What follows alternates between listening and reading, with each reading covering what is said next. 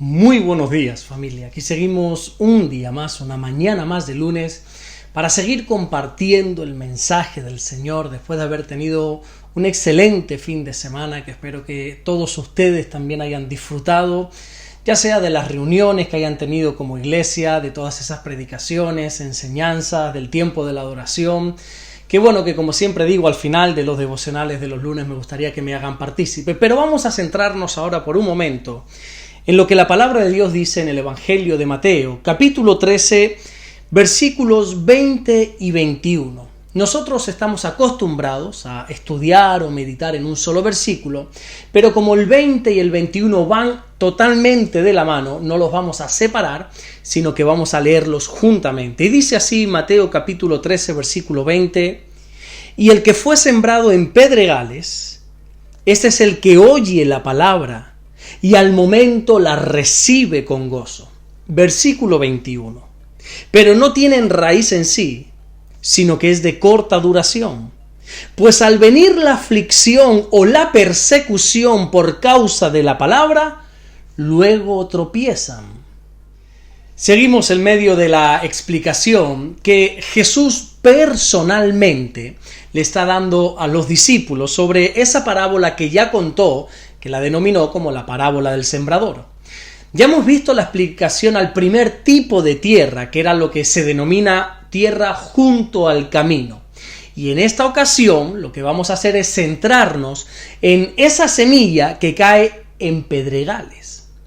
Recordemos que esta parábola está haciendo alusión, está haciendo referencia al trabajo de aquellas personas que estamos predicando el Evangelio, predicando la palabra de Dios.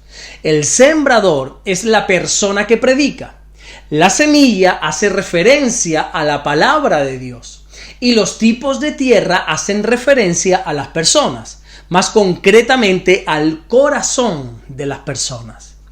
Y ahora Jesús dice que la semilla que ha caído que ha caído en pedregales, que es esa tierra donde las semillas no pueden echar raíces debido a la gran cantidad de piedras que hay, Jesús compara este tipo de tierra con las personas que oyen la palabra de Dios y que en ese momento quizá la reciben con gozo, reciben la palabra de Dios con una inmensa alegría, pero es un gozo momentáneo, porque no puede permanecer por mucho tiempo esa alegría, sino que, como dice el versículo, es de corta duración. Las semillas que son sembradas, que son plantadas en pedregales, son de corta duración, porque vuelvo y repito una vez más, no hay lugar para que las raíces puedan crecer. Hay personas que están dispuestas a escuchar la palabra de Dios. Fíjate que Jesús dice que el que fue sembrado en pedregales, ese es el que oye la palabra. Es decir, una persona que no rechaza la Biblia, no rechaza el mensaje, la oye, dedica parte de su tiempo, parte de su vida en sentarse a escuchar el mensaje de Dios. Y además recibe ese mensaje con gozo, recibe la palabra de Dios con alegría. Pero sin embargo son personas que no maduran, que no echan raíces en el Señor, que se quedan como niños fluctuantes, que no están creciendo en la obra del Señor siempre, como Pablo le dijo a los Corintios cuando le escribió la primera carta en el capítulo 15 y en el versículo 58.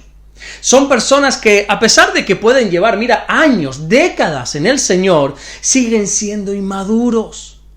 Y cuando llegan las aflicciones y cuando llegan las persecuciones por causa de la palabra, enseguida tropiezan, dice Jesús. Porque, amado mío, aquí tenemos que ser muy claros. La palabra de Dios muchas veces trae aflicción y persecución a nuestra vida.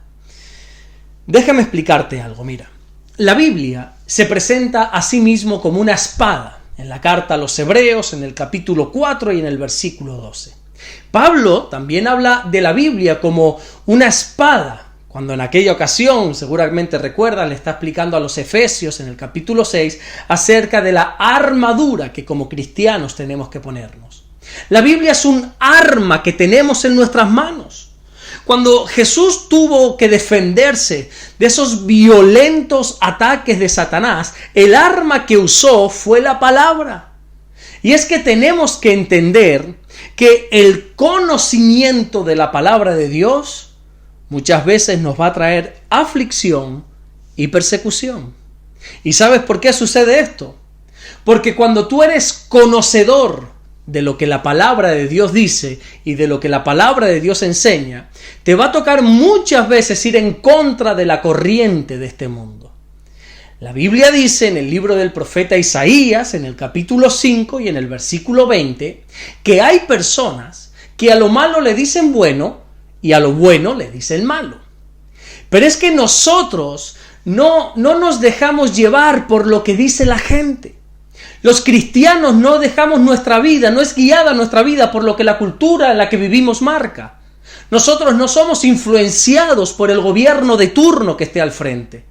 Nosotros consideramos algo como bueno o algo como malo según la Biblia lo determine.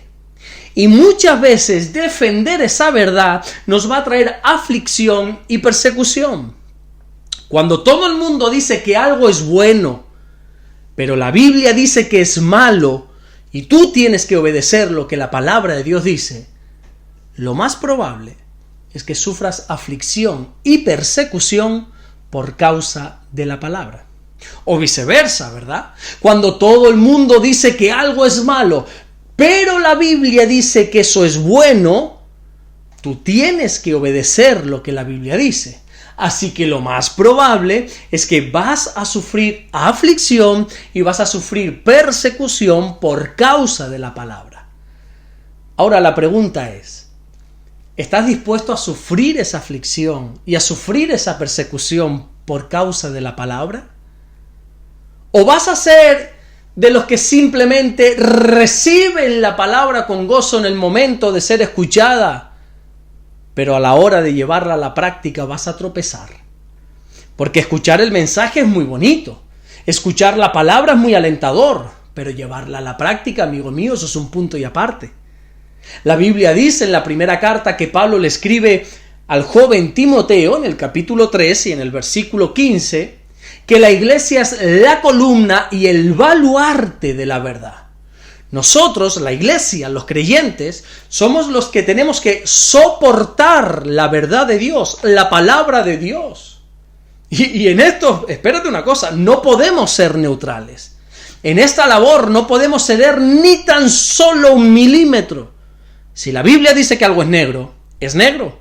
Si la Biblia dice que algo es blanco. Y aquí no podemos entrar en negociación. Te pongo un ejemplo. Mira, yo por ejemplo respeto mucho la manera de adorar a Dios.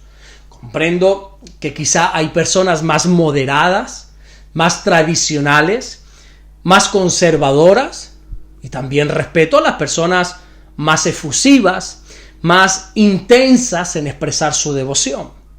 Respeto totalmente tanto las iglesias que adoran a Dios sentados, sin batir las palmas de sus manos, e incluso sin instrumentos. De la misma manera que respeto totalmente igual a las iglesias que adoran a Dios, qué sé yo, con instrumentos, que lo hacen de pie, alzando sus manos. Yo puedo respetar cualquier manera de adorar a Dios, siempre y cuando se esté haciendo decentemente y con orden, como dice la Biblia. Porque comprendo lo que dice la Biblia a través de Pedro cuando él escribe su primera carta en el capítulo 4 y en el versículo 10, cuando habla de la multiforme gracia de Dios. Y puedo entender todas esas diferencias, pero jamás de los jamases puedo entender que se rebaje lo más mínimo la palabra de Dios. Me da lo mismo si vivimos en el 1500, en el 2024 o en el 2300, me da lo mismo. La palabra de Dios ni envejece ni se moderniza. La palabra de Dios es inmovible. Es más, Jesús mismo dijo en el Evangelio de Mateo, en el capítulo 24, en el versículo 35, que el cielo y la tierra van a pasar, pero que sus palabras nunca pasarán. Por eso nosotros tenemos que estar dispuestos a sufrir aflicción, a sufrir persecución a causa de la palabra. Y en esto no podemos negociar. Aquí no hay negociación posible. La palabra de Dios o la crees o no la crees, pero no se va a modificar. No se puede adaptar a los tiempos para que la gente la reciba. Es la gente quien se tiene que adaptar a Dios y no Dios a la gente. Así que mi querido hermano, mi querida hermana, mi querido amigo, hazte esta pregunta. ¿Estás dispuesto a sufrir aflicción y persecución por causa de la palabra? Porque si no estás dispuesto, es que todavía tu vida está sembrada en pedregales. En tu corazón todavía la palabra de Dios no puede echar raíces. Déjame terminar con el mismo consejo que Pablo le dio a Timoteo, cuando le escribe la segunda carta, en el capítulo 2 y en el versículo 3, cuando Pablo le dice: Timoteo, tú como buen soldado de Jesucristo, sufre penalidades. Muchas veces defender la verdad, ser columna y baluarte de la verdad de Dios, en muchísimas ocasiones nos va a traer persecución y aflicción. ¿Estás dispuesto a soportarla? Vamos a orar en esta mañana, a darle gracias a Dios. Señor, te damos las gracias porque tú eres bueno. Gracias por el tiempo que nos has hecho pasar este fin de semana. Gracias por este día lunes, Señor, que te pedimos que nos guardes, nos bendigas. Pedimos que tu presencia esté sobre nuestra vida, no solamente hoy, sino toda la semana que tú nos das por delante. Señor, en esta ocasión te damos las gracias por todos esos guerreros, esas guerreras, esos valientes, Señor, que han sufrido persecución y aflicción con tal de defender tu verdad, que no han tropezado, que no han cedido ante la presión de este mundo, sino que se han mantenido firmes, fieles y constantes, creciendo siempre en ti. Ayúdanos, Señor, a ser como ellos. Ayúdanos a ser personas valientes, personas que suframos aflicción, persecución por causa de la palabra y que no cedamos nunca, porque entendemos que tu palabra es intocable. No podemos cambiar ni una jota ni una tilde. Ayúdanos, Señor, a serte fieles a ti y fieles a tu palabra. Gracias, mi Dios, por todo lo que estás haciendo y gracias por todo lo que vas a hacer. En el nombre de Jesús. Amén y amén. Que Dios te bendiga. Nos vemos mañana martes y así Dios vuelve a regalarnos este inmenso privilegio de seguir compartiendo el mensaje del Señor. Y como cada lunes, bien sabes que te pido que por favor me hagas partícipe de lo que aprendiste ayer en el culto, de qué se predicó, de qué predicó el sermón o la enseñanza, de qué aprendiste. Y también, quería decirles, porque de la misma manera que les pedí oración por la vida de mi cuñado, creo que fue la semana pasada que le pedía oración porque estaba malito, también me parece justo informarles, al final mi cuñado, Dios decidió llevárselo, ya este fin de semana estuve con mi mujer, salimos fuera a otro lugar donde él vivía y fuimos y estuvimos en su entierro, acompañando sobre todo a mi hermana, que era su marido, acompañando a mi sobrino. Y fue un tiempo, a pesar de lo doloroso del momento, fue un tiempo muy bueno donde estuvimos en familia, con muchos de los amigos de mi cuñado también, estuvo la madre. En fin, quería darle las gracias a todos por las oraciones, gracias porque de verdad que se siente cuando hay un ejército, hay un pueblo orando y peleando la buena batalla. Gracias, de corazón se lo digo, gracias a todos aquellos que invirtieron, no voy a usar la expresión perdieron su tiempo, sino invirtieron algunos segundos, minutos o el tiempo que sea en orar por mi cuñado. Muchas gracias. Si pueden estar orando también por mi hermana para que el Señor siga fortaleciéndola, por mi sobrino Daniele también, que esté fortaleciéndolo. Y gracias a todos. Nos vemos mañana, Dios mediante, para seguir compartiendo la palabra del Señor. Dios te bendiga.